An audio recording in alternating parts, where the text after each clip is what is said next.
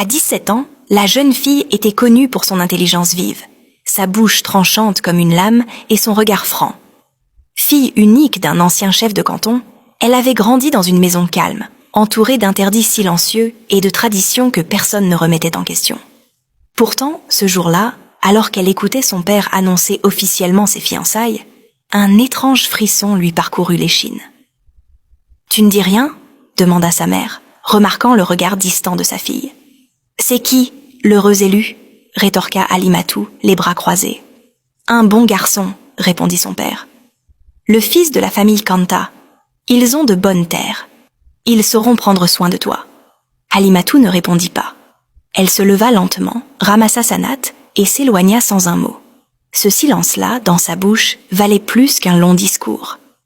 Quelques heures plus tard, alors que la nuit tombait sur le village, Halimatu se rendit chez son amie Hawa, une jeune veuve qui vivait seule depuis la disparition de sa sœur, Binta, 3 ans auparavant. Elles s'installèrent au bord du puits, là où personne n'écoutait jamais. « Tu sais ce que ça veut dire, n'est-ce pas ?» chuchota Hawa en lui versant de l'eau fraîche sur les mains. « Que je vais me marier ?» répondit Halimatu avec un sourire amer. « Que tu vas disparaître. Comme Binta, comme Kadi, comme tous les autres. La veille du mariage. » Toujours la veille. Halimatu la fixa. « Tu crois que c'est vrai cette histoire? Qu'elles ont été enlevées par des esprits? Je ne sais pas, Halima, mais je sais que ma sœur n'est jamais revenue et qu'on a retrouvé sa sandale au pied du grand fromager. Tu sais ce que ce genre de détail signifie, ici. » Le silence tomba entre elles, aussi épais que l'humidité de la nuit. Puis Halimatu souffla lentement. « Je ne vais pas fuir. Je veux comprendre. Je veux voir ce qui se cache derrière tout ça. » Le lendemain, les préparatifs commencèrent. On lava les calebasses, on suspendit les tissus blancs, et les femmes âgées s'installèrent sur les bancs pour tresser Halimatu. Pendant que les doigts s'activaient dans ses cheveux, elle fredonnait des chants anciens. « Elle est belle, cette enfant !» murmura l'une. « Oui, dommage qu'elle parte. »« Chut, pas ici !» reprit une autre en baissant les yeux. Halimatu, assise, sentit son cœur se contracter. Elle savait, toute, mais personne ne disait rien. Ce soir-là, elle s'allongea dans sa chambre, bien habillée, sa lame de rasoir dissimulée sous son oreiller, et attendit. Les coassements des crapauds, les feuilles qui froissent sous le vent, tout lui paraissait plus intense, plus menaçant. Minuit approchait. Et puis, ce bruit, un craquement, infime, mais bien réel. Elle ouvrit doucement les yeux.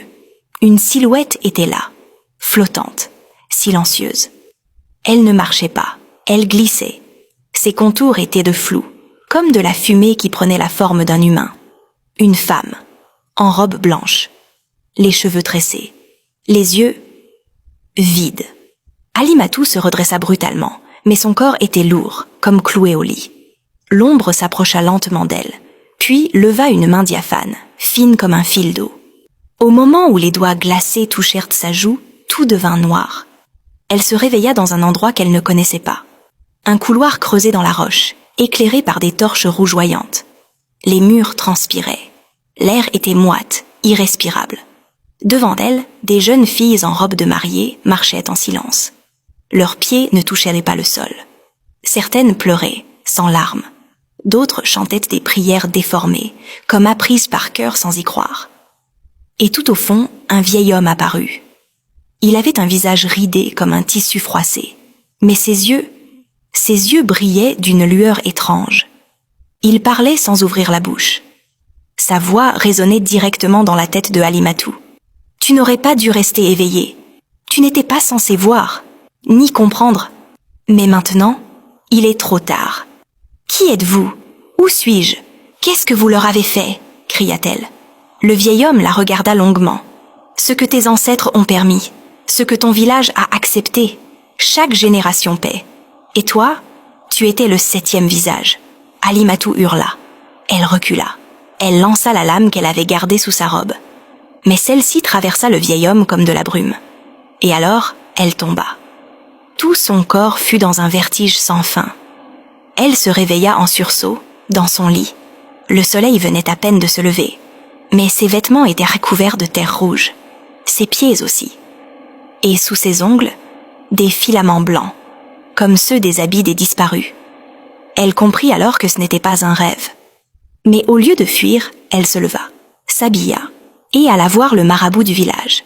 « Je veux parler aux morts, dit-elle. Le vieil homme la fixa longuement. « Alors il va falloir que tu sois prête à mourir un peu. » Le marabout l'accueillit sans un mot.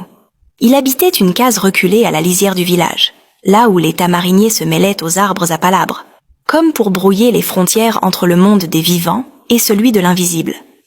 Sa case était sombre, sans fenêtre, et pourtant on y distinguait chaque objet. Des calebasses suspendues, des fioles d'herbes séchées, un crâne de chèvre peint à la cendre. Halimatou s'assit sans y être invitée. Elle ne tremblait pas. Pas cette fois. Je veux comprendre. Et je sais que vous savez. Vous m'avez toujours regardé comme si vous attendiez quelque chose de moi. Le vieil homme hocha lentement la tête. Il s'approcha d'elle, traînant légèrement une jambe, et prit un objet au fond d'un panier. Une vieille pierre noire, lisse comme de l'eau. « Mets-la sous ta langue, dit-il. » Elle obéit. En quelques secondes, tout autour d'elle se mit à tourner. Le sol vibrait. Ses mains devenaient lourdes. Et des voix, oui, des voix chuchotées, montaient des murs eux-mêmes. Des brides de conversation, des prières oubliées, des cris étouffés. Et au milieu de ce chaos, une seule voix résonna distinctement. Ils ont vendu nos noms pour leur moisson. Chaque année, ils nous offrent, 7 par 7. Et chaque fois, le sang de nos robes abreuve leur terre. Elle recracha la pierre en suffoquant. Qui les a vendus? Qui a permis ça? Le marabout se pencha vers elle, l'air grave. Tu veux des noms? Très bien. Alors, va les chercher dans les archives du Conseil des Anciens. Et n'y va pas la nuit.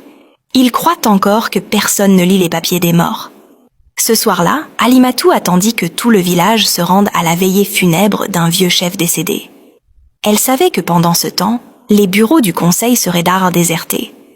Elle enfila un long boubou noir, cacha ses cheveux, et se faufila comme une ombre entre les maisons endormies.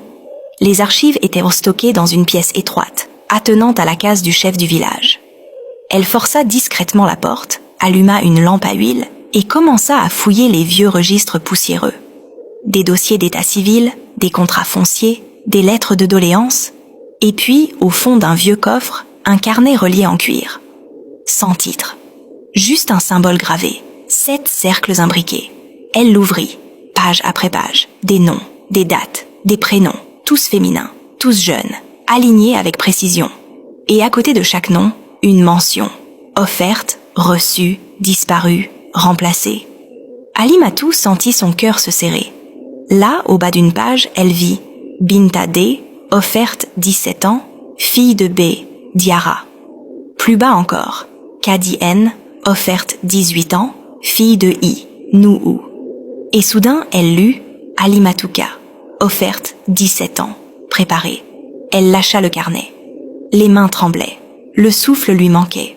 Son nom était déjà écrit, en lettres nettes, comme si tout était déjà scellé. « Tu ne devrais pas être ici », dit une voix dans son dos. Elle se retourna brutalement. Son père. Il portait une tunique blanche, un chapeau de chef et un regard las, résigné. « Papa, tu savais? Tu savais depuis quand ?» Il baissa la tête. « Depuis ta naissance. » Elle recula, la gorge nouée. Mais il avança, lentement, et déposa une main lourde sur l'épaule de sa fille. « Chaque génération doit payer. C'est comme ça depuis 100 ans. Sans ce pacte, nous serions morts de faim. Toi, tu es ma seule fille.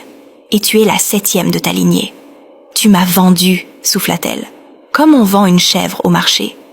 Non, Halima, je t'ai offerte pour que ton peuple vive. » Elle hurla, le repoussa de toutes ses forces et s'enfuit.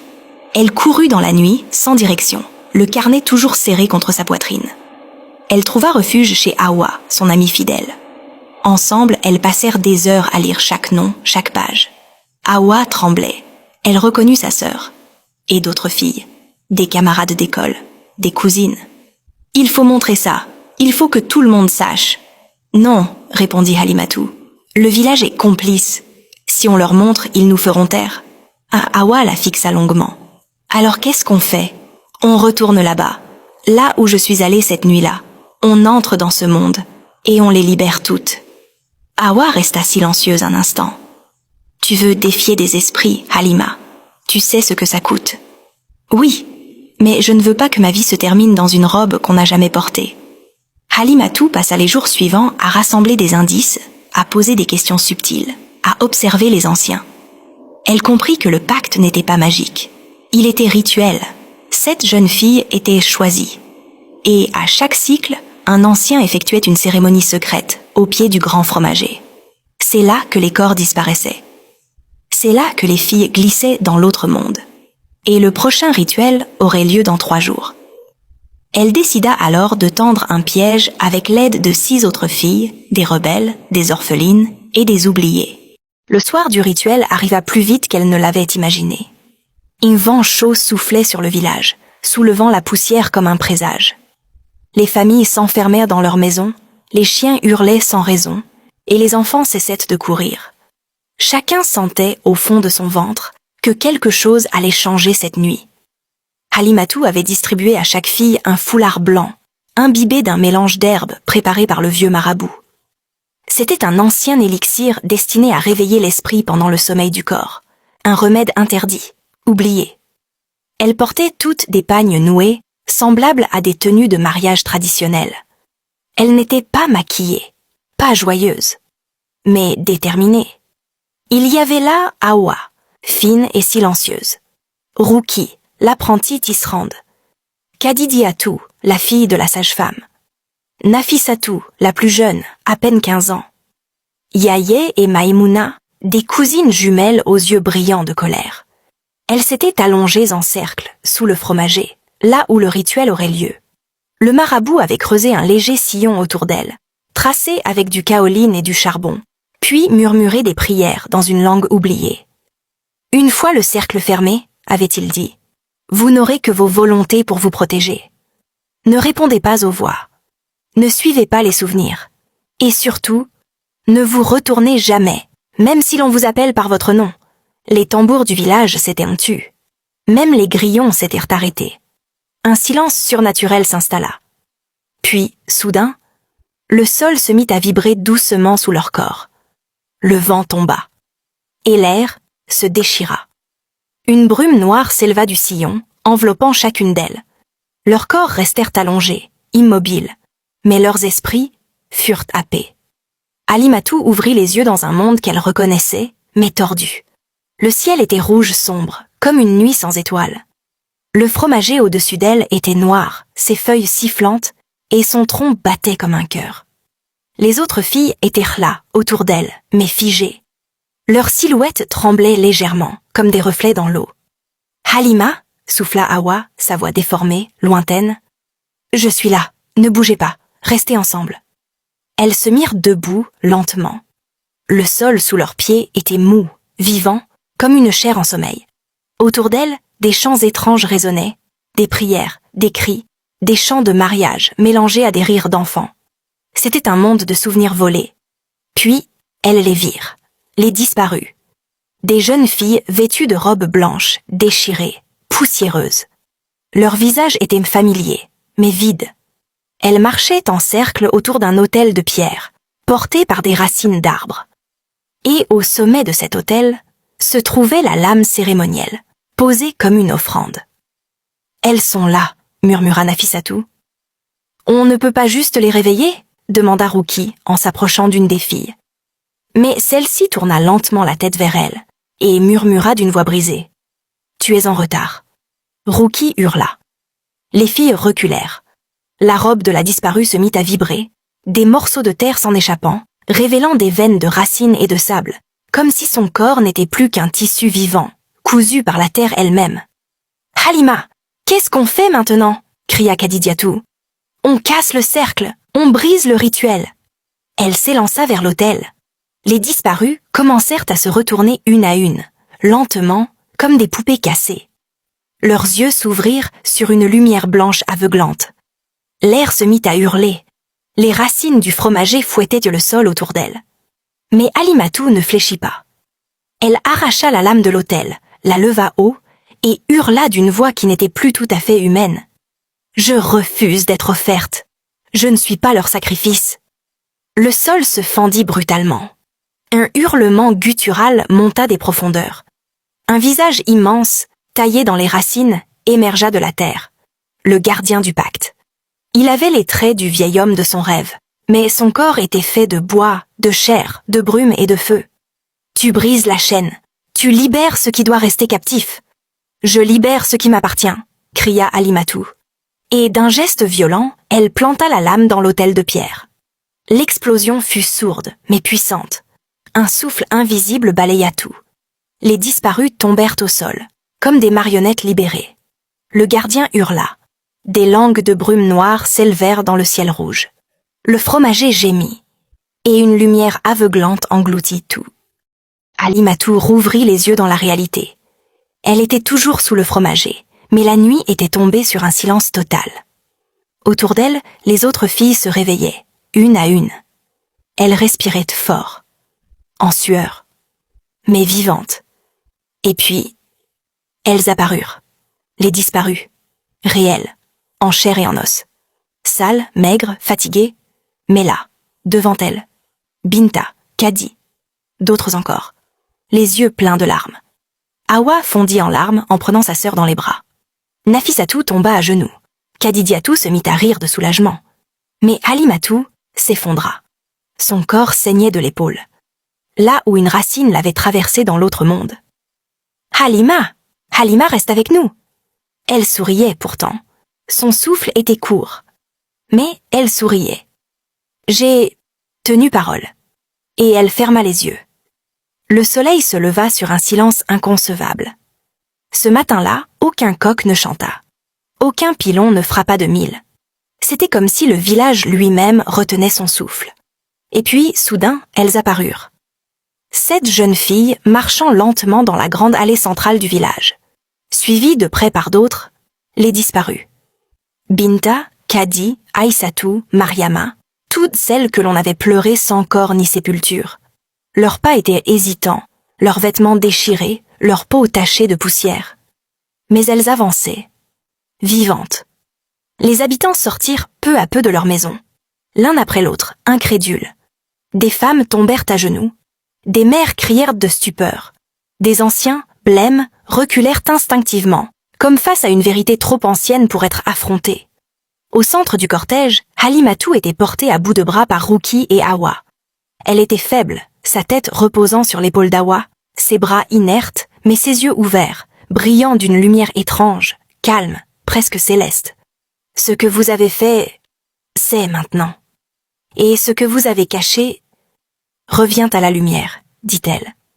Sa voix était basse, mais elle traversait le silence comme une onde. Le chef du village, son propre père, s'avança lentement, entouré des anciens. Il n'était plus vêtu de sa tenue de cérémonie, mais d'un boubou simple, poussiéreux. Il semblait vieilli de 10 ans en une nuit. « Halima, qu'as-tu fait ?» Elle le fixa sans trembler. « Ce que toi et les autres n'avaient jamais eu le courage de faire. » Il chancela. Mais ce fut la vieille mère Adama, l'ancienne sage-femme du village, qui parla la première d'une voix ferme. « On nous a volé nos filles, nos sœurs, nos petites filles. Et on nous a dit de nous taire. Le pacte était pour la survie, tenta un ancien. « La survie de qui ?» hurla une femme. « Celle de vos récoltes ou celle de vos fils ? Parce que nos filles, elles, on les enterrait sans cercueil. » Le village s'enflamma. Les langues se délièrent. Des souvenirs jaillirent. Des noms furent prononcés. Des pleurs, des cris, des accusations. Et puis, le carnet. Halimatu le fit sortir de son pagne, couvert de poussière et de sang. Elle le jeta au sol devant eux. Il est là, le pacte. Chaque nom, chaque fille, chaque génération, et chaque ancien qui a signé. Un silence de plomb s'abattit. Les pages furent feuilletées. Les mères reconnurent les noms de leurs enfants. Et les hommes? Certains pleurèrent. D'autres s'enfuirent. Le chef du village tomba à genoux. Il ne demanda ni pardon ni explication. Il posa simplement la tête sur le sol. Et il resta là, sans mots, pendant que le soleil montait. Les jours suivants, tout changea. Un grand rassemblement fut convoqué sur la place du fromager. Tous les anciens furent forcés de s'expliquer. Certains nièrent, d'autres implorèrent. Mais le peuple, cette fois, ne céda pas. Les survivantes furent soignées, nourries, célébrées comme des revenantes. Des veillées furent organisées pour raconter ce qu'elles avaient vécu, ce monde sans lumière, ce cercle de rituels, ce gardien sans visage. Elles racontèrent tout. Et on les crut. Alimatou, elle, resta alitée plusieurs jours. Son corps était faible, mais son esprit plus vif que jamais. Un matin, elle demanda à voir le marabout. « Ils savent maintenant, dit-elle en le fixant. Et maintenant ?» Le vieil homme répondit sans détour. « Maintenant, ils doivent faire un autre choix. Recommencer ou réparer. Et s'ils ne réparent pas, alors le sol réclamera à nouveau. Mais cette fois, il prendra les mains de ceux qui ont signé.